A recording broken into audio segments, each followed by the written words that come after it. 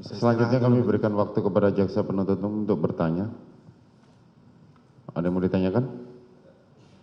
Nah, 30 menit ya. Silakan.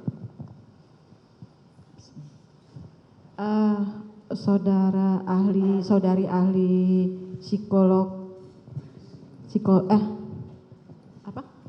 klinis. Tadi mengenai free will, ya. Tadi kan berarti free will ini bisa diartikan suatu kehendak bebas.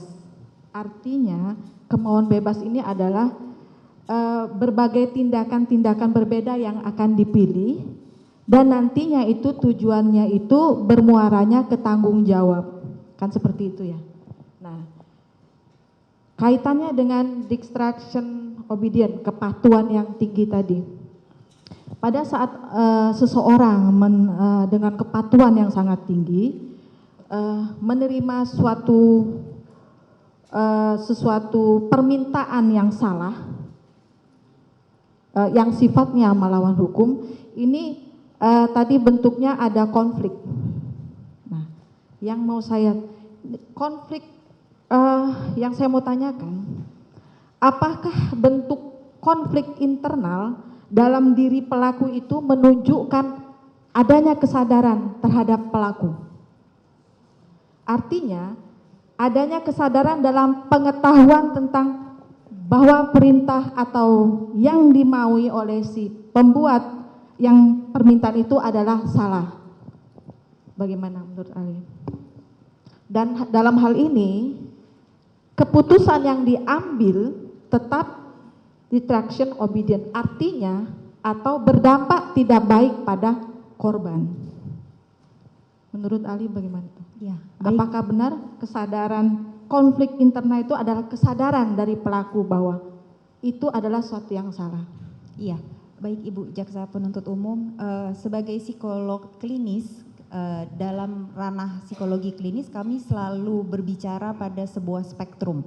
Jadi tidak pernah ada, kalau seseorang dikatakan berani pasti berani terus. Kalau seseorang dikatakan penakut pasti penakut terus. Itu kita nggak bisa berbicara demikian. Jadi kita berbicara pada sebuah spektrum. Kesadaran itu mungkin ada dan itu memang membuktikan karena ada sempat jiwa batin yang tertekan. Karena ada jiwa batin yang tertekan berarti ada konflik, ada kegalauan. Kan ada demikian. Kegalauan. Ya, dan itu ada. Tapi ketika kemudian kita berbicara pada level kepatuhan, pada beberapa, balik lagi yang tadi sudah berkali-kali disampaikan mengenai penelitian Milgram, ada beberapa faktor yang lebih besar tercukupi yang mengakibatkan free will yang tadi juga sudah saya katakan itu sebuah konstruk yang berada pada spektrum. Pada titik itu free will-nya menghilang karena dia benar-benar ditempatkan pada satu kondisi di mana tidak ada pilihan lain selain mengikuti apa yang diperintahkan bersamaan dengan konflik yang ada. Free will masing-masing orang ini kan berbeda. Nantinya kan bermuaranya kan ke tanggung jawab yang akan dia tanggung nantinya atas perbuatan yang dia lakukan, betul ya? Nah, yang saya mau tanyakan,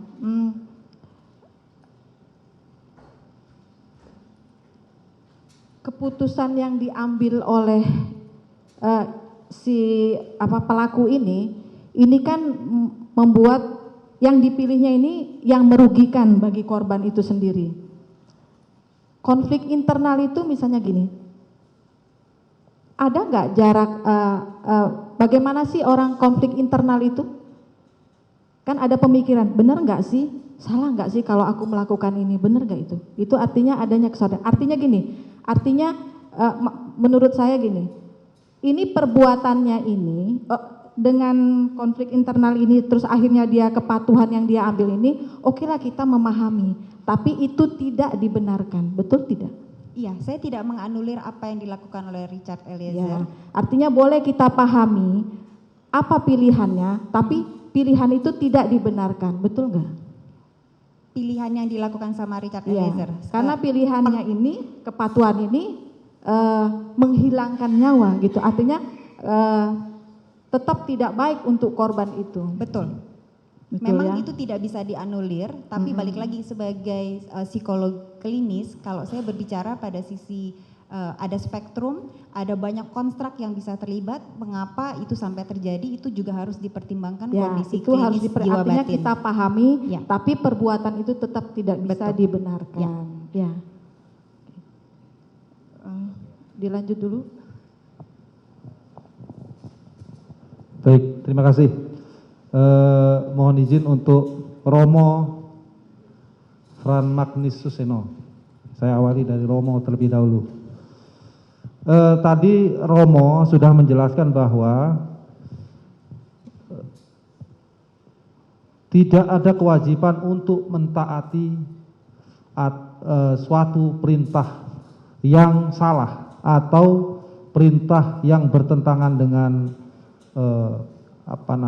moral dan etika. Demikian ya Romo ya.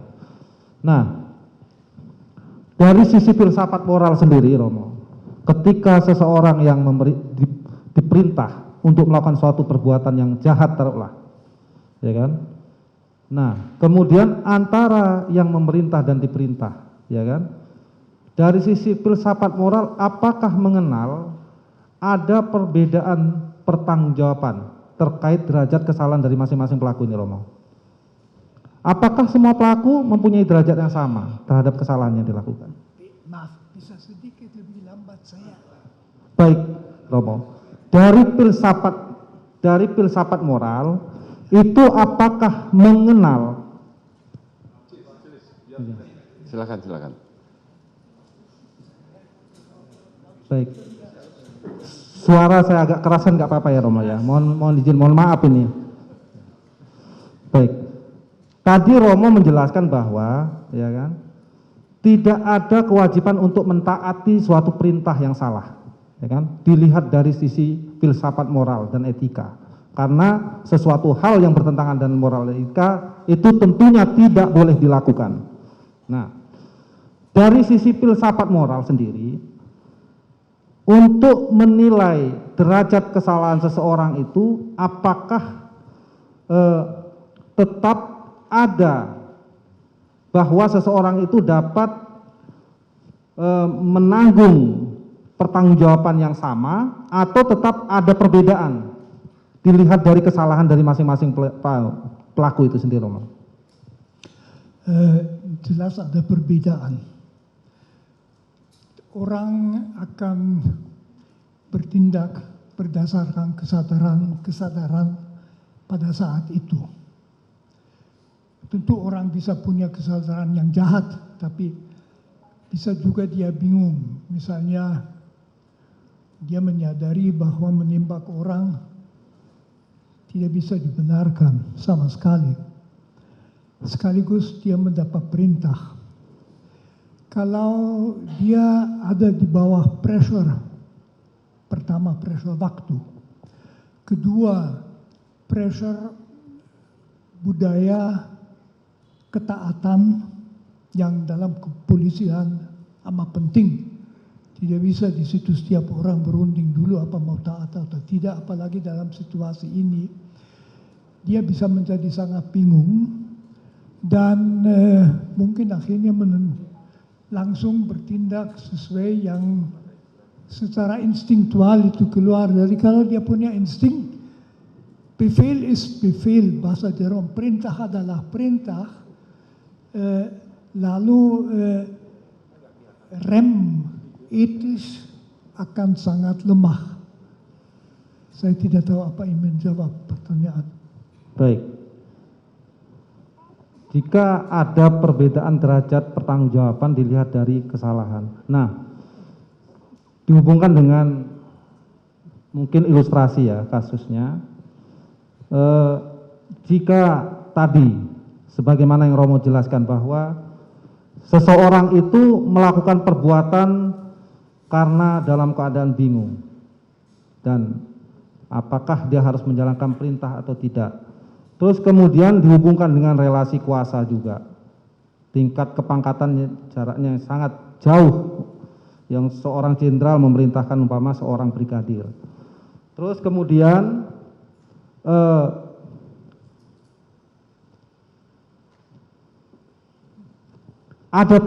mungkin ada tekanan-tekanan yang harus dia laksanakan seketika itu juga.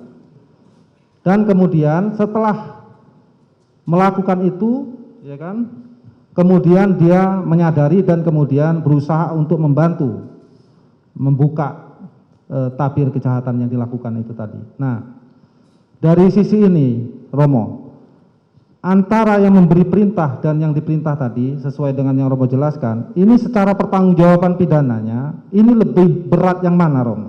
Apakah orang yang memberi perintah atau yang diberi perintah? Menurut saya jelas yang memberi perintah ini sesuatu yang saya bukan ahli ya, tapi saya ikuti di dalam pembicaraan mengenai yang terjadi di zaman Nazi di Jerman, di mana berulang kali orang melakukan perintah-perintah karena diperintahkan, mungkin juga karena dia terancam kalau tidak melaksanakan perintah, tapi juga tanpa ancaman itu ada satu budaya di mana orang sepertinya tidak dididik dan tidak dilatih untuk bertanggung jawab. Jadi lalu ya ikut saja yang diperintahkan dengan selalu memperhatikan tekanan waktu itu terjadi dalam tersedia beberapa detik untuk mengambil sikap dalam kasus ini. Jadi menurut saya jelas tanggung jawab yang memberi perintah itu jauh lebih besar. Malah katakan saja yang diperintah itu orang kecil ya, orang kecil biasa melakukan karena dia juga tahu akibatnya buruk kalau tidak melakukannya. Baik, berarti orang yang mempunyai kuasa dan memberi perintah menurut Romo adalah orang yang mempunyai tanggung jawab besar terhadap perintah yang dia berikan kepada pemberi perintah, walaupun tadi sebagaimana yang Romo perintahkan, perintah yang jahat itu tetap tidak boleh dilakukan secara filsafat moral dan etika. Demikian moral. Betul, baik. betul. Ya. Baik. Betul. Mungkin saya beralih kepada ahli kriminolog ya. Psikologi klinis, mohon izin, Ibu Lisa ya. Ya. Nah, tadi saudara yang melakukan asesmen ya terhadap Betul. saudara Richard. Sejak kapan itu? Pertemuan pertama 15 Agustus 2022. 15 Agustus 2002 sampai sekarang? Sampai terakhir bertemu 6 November 2022. 2002. Metode yang saudara gunakan apa untuk melakukan asesmen psikologi klinis terhadap? Iya, jadi ada alat tes yang saya pakai adalah MMPI yang tadi sudah saya katakan, Minnesota Multifacet Personality Inventory. Tujuannya adalah untuk melihat kepribadian individu tersebut dan juga status kejiwaannya seperti apa untuk kemudian mendapatkan gambaran profil kurang lebih individu itu dari sisi psikologi klinis seperti apa. Kemudian ada IST untuk mengukur tingkat intelektualitas Richard. Kemudian ada tes grafis, baik itu tes Baum, HTP, House 3 Person, atau juga Warteg. Selain itu ada satu tambahan lagi, saya juga menggunakan pengetesan grafologi, analisa tulisan tangan. Berapa jangka waktu itu dibutuhkan untuk melakukan ini? Dan terkait dengan data-data apa saja yang dibutuhkan? Apakah langsung melakukan wawancara atau apa? Atau dibutuhkan data dan dokumen yang Ya, saudara gunakan untuk? Iya, mohon maaf Pak Jaksa. Kalau psikologi klinis memang kita biasanya melakukan assessment, kemudian diikuti dengan observasi, tapi sebelum assessment dilakukan, itu ada yang namanya raport. Kita building raport dalam arti kita mencoba untuk membangun hubungan yang baik dulu. Sehingga kenapa? Karena assessment psikologis itu bisa sangat melelahkan. Itu ada yang MMPI aja itu 567 item yang harus dikerjakan dan itu waktunya bisa hampir 2 jam. Tes intelektual pun demikian, itu bisa sejam sampai dengan 2 jam. Nah, jadi pada tanggal 15 Agustus itu tujuannya lebih kepada building rapport, membangun kedekatan dulu supaya Richard nyaman, belum lagi kan kondisi Richard dalam kondisi yang memang lagi nggak baik. Saya takut hasilnya itu menjadi tidak objektif. Jadi 15 Agustus lebih kepada pendekatan tersebut, 22 Agustus seharian kita melakukan analisa asesmen psikologis tersebut. MMPI, IST, grafis, Warteg, Baum, HTP, semua. Kemudian grafologi itu baru kemudian berapa minggu setelahnya. Baik. Dari asesmen yang saudara lakukan tadi dan metode yang saudara jelaskan tadi, itu tujuannya untuk menggali apa sebenarnya? Psikologi klinis ini terkait dengan objeknya Richard ini dilakukan observasi, asesmen, dan tujuan akhirnya itu untuk melihat apa ini? Gejala apa yang ada pada Richard ini? Iya, tentunya untuk melihat kapasitas intelektual Richard seperti apa pada Kapasitas kondisi intelektual. Iya. Ya, terus? Kemudian kondisi kejiwaan, kondisi psikologis klinis Richard bagaimana dari kalau alat tes itu kita melihat validnya itu 3 sampai dengan 6 bulan, kurang lebih rentang waktunya pada saat pengetesan dilakukan. Jadi kita pengen melihat kondisi kejiwaan klinis Richard Eliezer 3 sampai dengan 6 bulan more or less di sekitar itu bagaimana sampai dengan kejadian tersebut terjadi, baru kemudian setelah itu kita membuat profiling berkaitan dengan semua hasil asesmen tersebut. Baik. Apakah dari metode yang saudara lakukan tadi bisa memprofil juga terkait dengan, selain tadi kan sudah dijelaskan terkait dengan adanya kepatuhan, Mama. Ya. Ya kan, kepatuhan yang tinggi terhadap Richard. Apakah juga bisa memprofil apakah seorang Richard ini juga mempunyai suatu sikap kejujuran, ya kan, yang tinggi juga, umpama.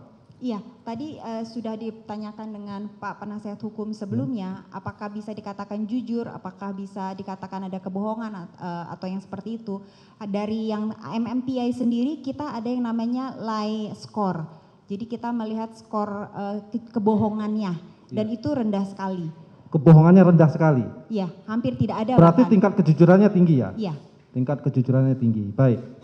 Nah, ada orang patuh, ini saya mau nanya secara teori ini. Ada orang patuh, tetapi kemudian kemudian diperintahkan untuk sesuatu hal yang sikapnya melanggar norma, mungkin dia mempunyai kecerdasan untuk menolak. Tetapi kemudian, ya kan, dia ada yang cukup patuh, sangat tinggi kepatuhannya, terus kemudian dia diperintahkan untuk hal-hal yang bersifat negatif atau melanggar norma, kemudian dia tidak bisa menolak. Apa hal-hal secara psikologis yang mempengaruhi seseorang itu kemudian yang mempunyai nilai patuh ini kemudian dapat menolak atau tidak menolak suatu perintah yang buruk tadi secara psikologis? Apa ini yang bisa menentukan pembeda? Kalau secara psikologis, sebagai makhluk psikologis, kita itu banyak faktor yang terlibat, Pak Jaksa Penuntut Umum. Jadi ada lingkungan, ada waktu, ada proses analisa, ada emosi, ada juga karakter individu tersebut. Ini berperan semuanya. Ada memang kalau tadi dikatakan intelektualitasnya berfungsi terbukti dari hasil asesmen berfungsi dengan baik. Lalu kenapa tidak bisa melakukan proses analisa tersebut untuk memilih yang lebih baik? Karena ada yang tadi saya katakan, ada faktor di mana ada insting yang keluar ketika situasi jiwa batinnya sudah sangat tertekan dan itu waktunya sempit sekali. Jadi organ otak yang kita sebut sebagai amigdala yang mengatur emosi itu overriding, menghijack, membajak si bagian otak analisa di mana intelektualitas ada di situ. Nah ini jadi ibaratnya kalau kita ibaratkan listrik itu korslet yang mengakibatkan dia tidak mampu untuk berfungsi memanfaatkan kapasitas intelektualitasnya untuk memutuskan yang lebih baik dari apa yang dia pilih. Baik. Berarti sebenarnya nilai sikap patuh ini adalah merupakan hal yang positif, tetapi kemudian dipengaruhi oleh banyak faktor sebagaimana ahli jelaskan tadi, sehingga mempengaruhi apakah patuh ini nanti bisa ditarik untuk melakukan perbuatan yang negatif atau tidak ya. Demikian ahli ya. Betul. Baik. Tergantung orang, setiap orang mempunyai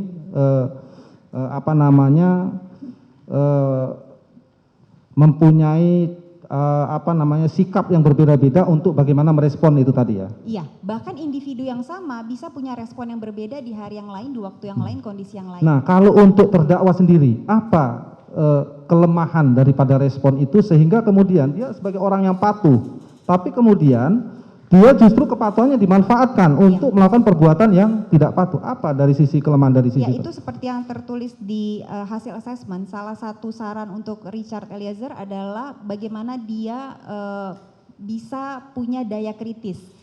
Pertama itu satu, yang kedua bagaimana dia punya kemampuan komunikasi asertif yang harus lebih dilatih. Komunikasi asertif adalah bagaimana dengan tegas menyampaikan apa yang dipikirkan, apa yang dirasakan untuk kemudian memutuskan satu hal atau dalam kondisi tertentu. Jadi itu memang salah satu yang harus dilatih. Tapi kembali tadi seperti yang sudah saya jelaskan, kapasitas karena sesuai dengan data ini Richard Eliezer berusia 24 tahun. Fungsi otak yang mengatur analisa dan logika serta rasional itu juga baru mulai berkembang dengan baik itu 25 tahun ke atas. Jadi memang ini adalah sebuah proses. Kalau kita berbicara dari psikologi klinis, kondisi klinis seseorang itu adalah sebuah proses yang tiada henti. Kita punya fase anak-anak tugas belajarnya apa yang terjadi, fase remaja apa yang terjadi, dewasa muda sampai dengan lansia, itu ada tugas belajarnya masing-masing. Ya, baik. Dari sisi asesmen tadi, ahli dapat menentukan bahwa dari sisi kemampuan bertanggung jawab atau kemampuan mempertanggungjawabkan setiap tindakan yang dilakukan, apakah si Richard tetap mempunyai itu ya? Tetap mempunyai itu ya, baik. Selanjutnya untuk ahli dari psikologi forensik, Pak Indragiri ya, Pak. Nah, ini kami contohkan ada fakta-fakta bahwa sebagaimana yang telah ahli dari psikologi klinis jelaskan, ditemukan adanya tingkat kepatuhan yang tinggi. Nah, terus kemudian dari tingkat kepatuhan yang tinggi ini digunakan untuk melakukan si Richard ini untuk melaksanakan tindakan sesuai dengan kepentingan atau kemauan daripada orang yang memberi perintah, yaitu dalam hal ini melakukan penembakan terhadap korban tadi. Nah, setelah terjadi penembakan, tingkat kepatuhan ini juga masih terus terlaksana. Dengan contohnya umpama Richard tetap diminta untuk membuat skenario-skenario. Nah, tapi kemudian seiring sejalan, kemudian Richard ini bersikap mengambil tindakan yang berlawanan arah, di mana dia menjadi orang yang ingin membongkar kasus ini atau menempatkan diri pada posisi sebagai justice kolaborator, artinya siap untuk membongkar ini. Nah, artinya ini kan ada kemudian peralihan dari kepatuhan yang menjadi tidak patuh. Dari sisi psikologi forensik bagaimana terhadap gejala-gejala sikap ini? Untuk memudahkan, izinkan saya untuk kembali mengelaborasi hal ihwal terkait dengan superior order defense tadi. Pembelaan diri, saya lanjut. Superior order defense. Kenapa? Karena berdasarkan pertanyaan saudara penasihat hukum, saya pahami bahwa keterlibatan Richard Eliezer dalam kasus ini berawal dari adanya sebuah tekanan dari atasan. Jadi superior order defense merupakan teori yang akan saya kemukakan kembali untuk menjawab pertanyaan saudara jaksa penuntut umum. Izinkan saya untuk satu-satu. Silakan Ali. Pertama, harus dipastikan terlebih dahulu tekanan itu, garis bawahi, tekanan itu objektif ada atau tidak.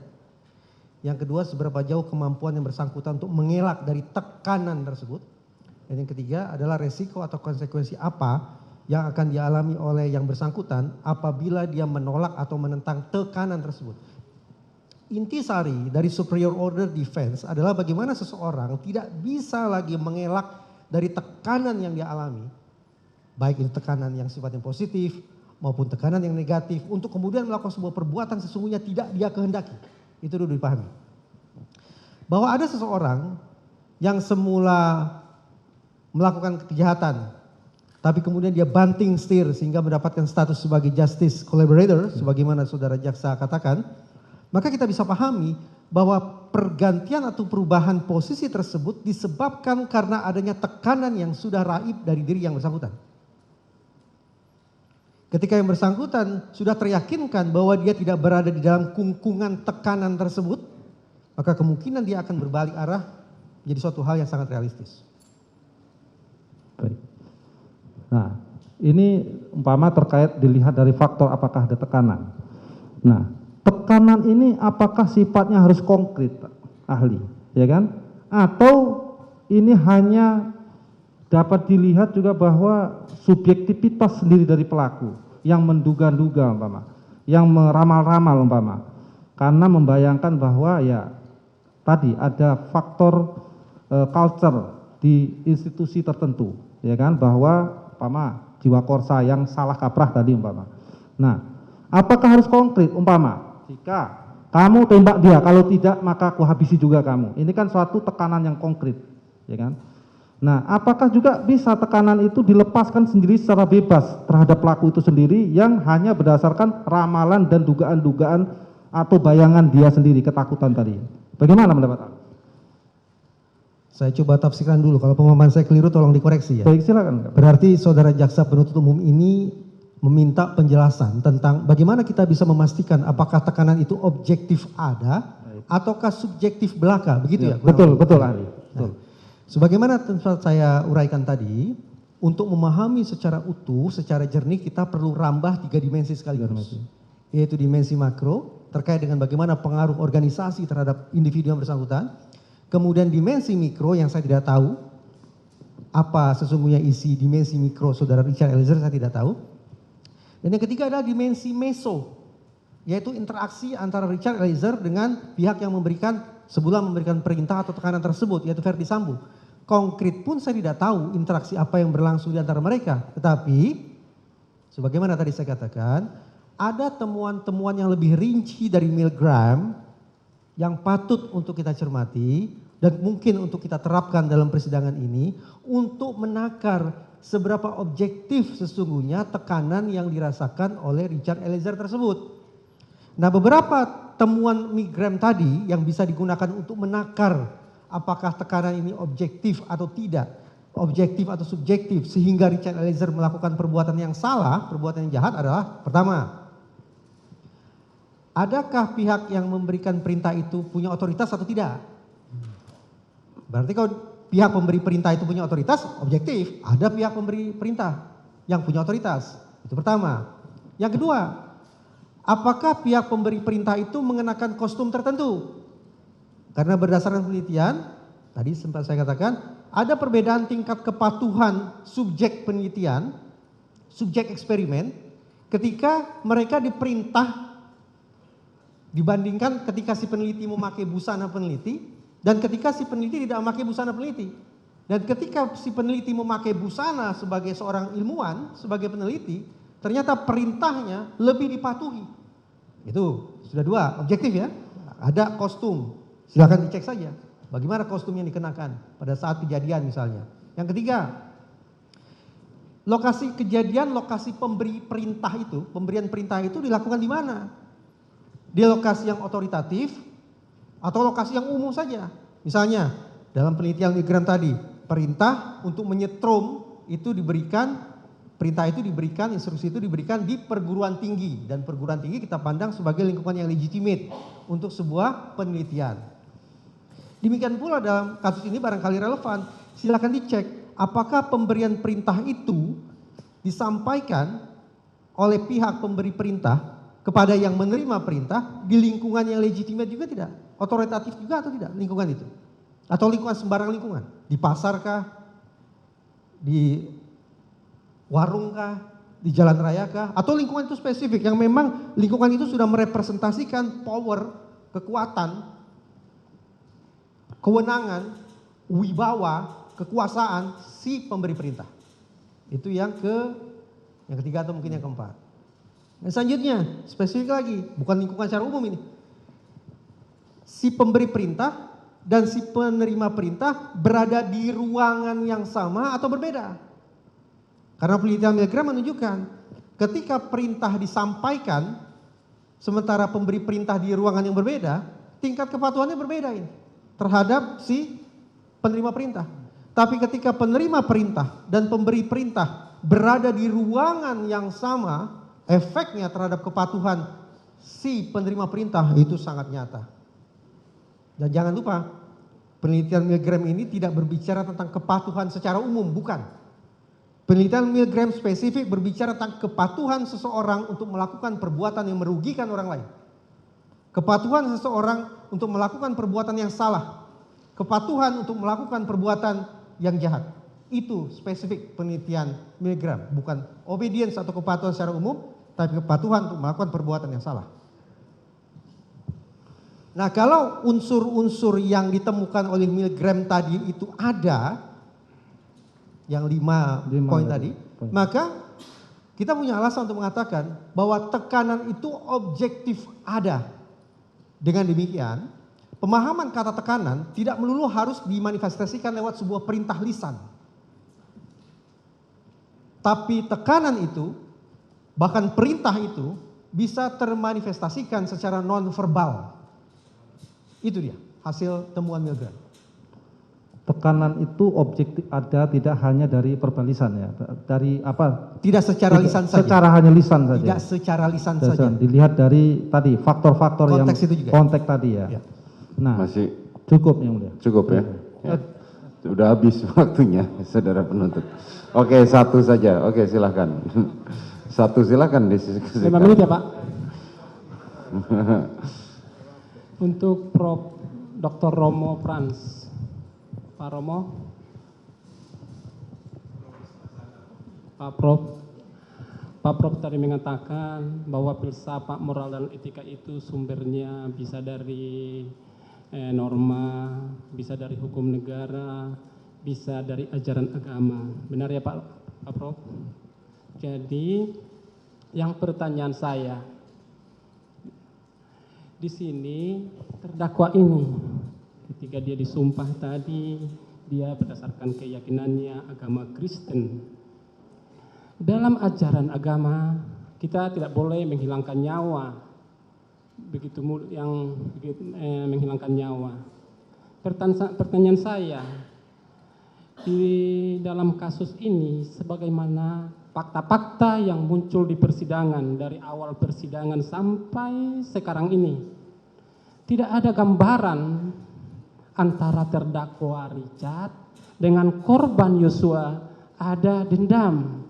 Tidak ada dendam, bahkan itu pengakuan daripada terdakwa sendiri. Tetapi terdakwa mau melakukan penembakan.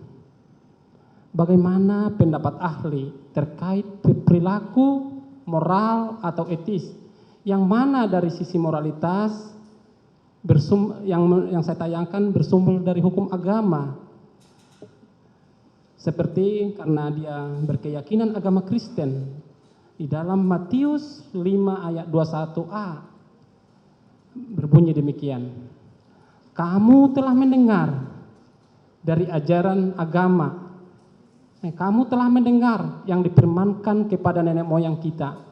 Jangan membunuh. Siapa membunuh harus dihukum. Tolong dulu Pak Prof dikaitkan dengan hukum ajaran moralitas dari agama. Ya. Nah, sejauh saya tangkap, pertama saya sedikit minta maaf karena saya selalu sulit menangkap loudspeaker, tetapi jadi nanti ditanyakan lagi kalau saya tidak menjawab. Jadi pertanyaan saya Pak Prof begini. Tak tanpa speaker. Pelan-pelan ya? Oke.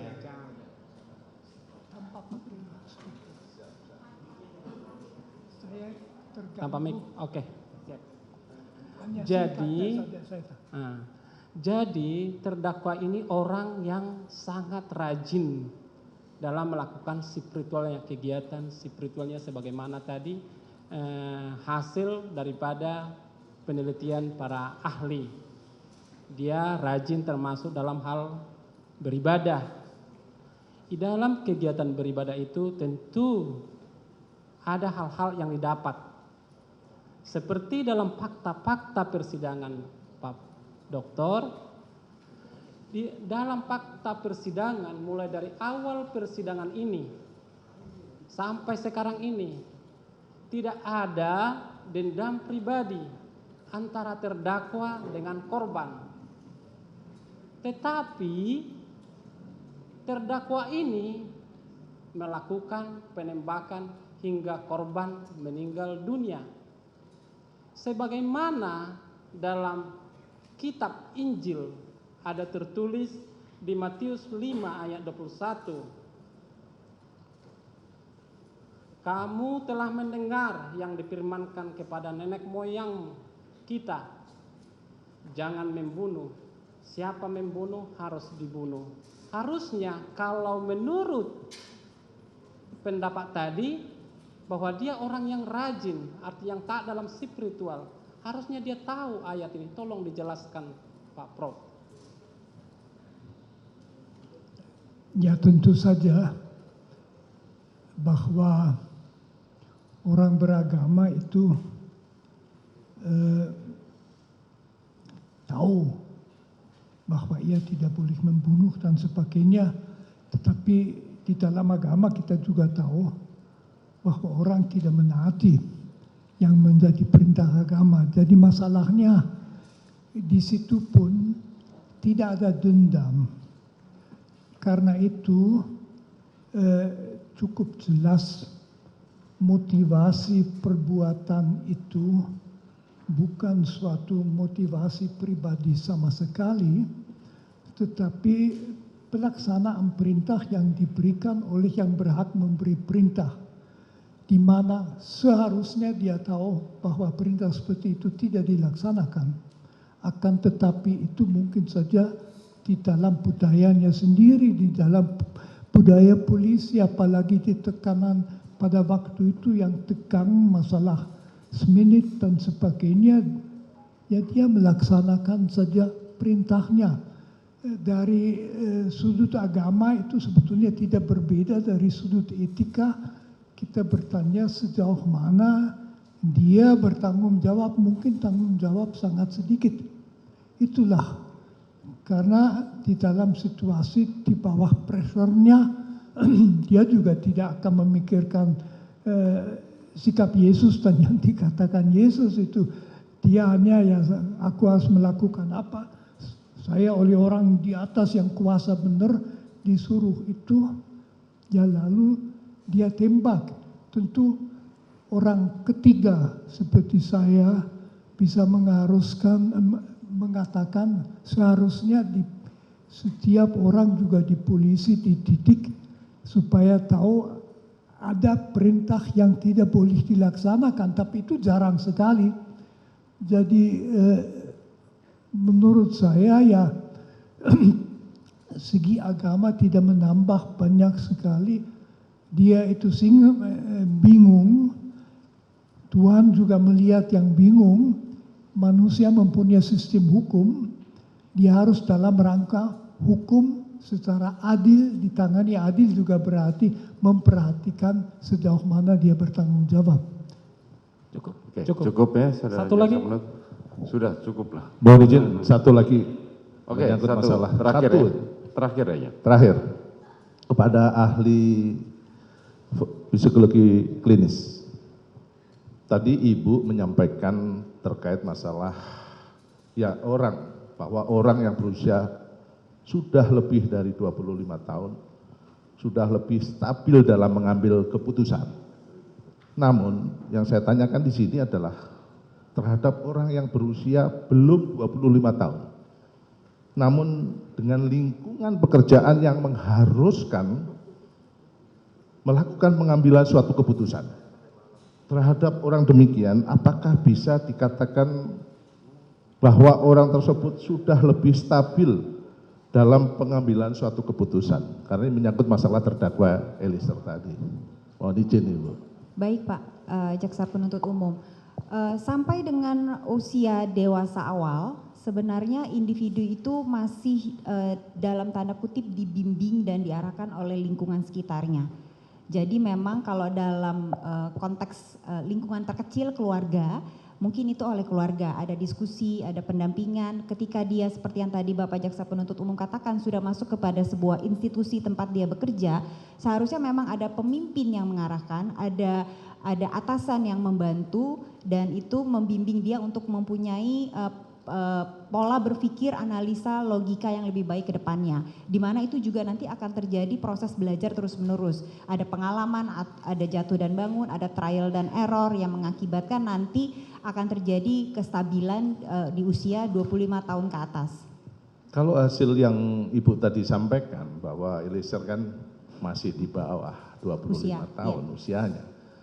Hal tersebut apakah bisa dikatakan dengan melihat situasi lingkungan yang seperti itu, bisa nggak dikatakan dia bisa mengambil suatu keputusan? Kalau dari sisi psikologi klinis, kematangan emosional dengan kematangan fisik itu berikut dengan kematangan sosial bisa tidak berjalan bersamaan. Tidak bisa berjalan bersamaan. Bisa berjalan tidak bersamaan. Jadi Baik. katakan bisa dia di lingkungan sosial yang mungkin seperti tadi katakan harusnya karena sudah masuk sini lebih matang dong Mungkin maksud Bapak jaksa penuntut umum Seperti demikian ya. itu, ya. Iya. Tapi seringkali itu mungkin saja tidak berjalan berbarengan. Tapi bukan berarti kemudian jomplang sekali juga mungkin tidak. Tapi kadang-kadang memang pada faktanya tanpa bisa dipungkiri ada kondisi-kondisi anatomi otak kita yang memang seringkali belum tentu bisa dipercepat sedemikian cepatnya.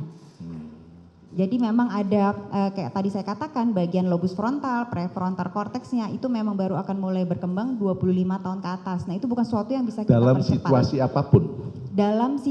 Hampir dalam situasi apapun, kalaupun dia berkembang lebih cepat, tetap aja bagian amigdala emosinya itu ada momen-momen yang lebih overriding, lebih membajak daripada sisi logika dan rasionya dia. Oh gitu. Oke. Terima Cukup ya? kasih. Terima kasih saudara penuntut umum.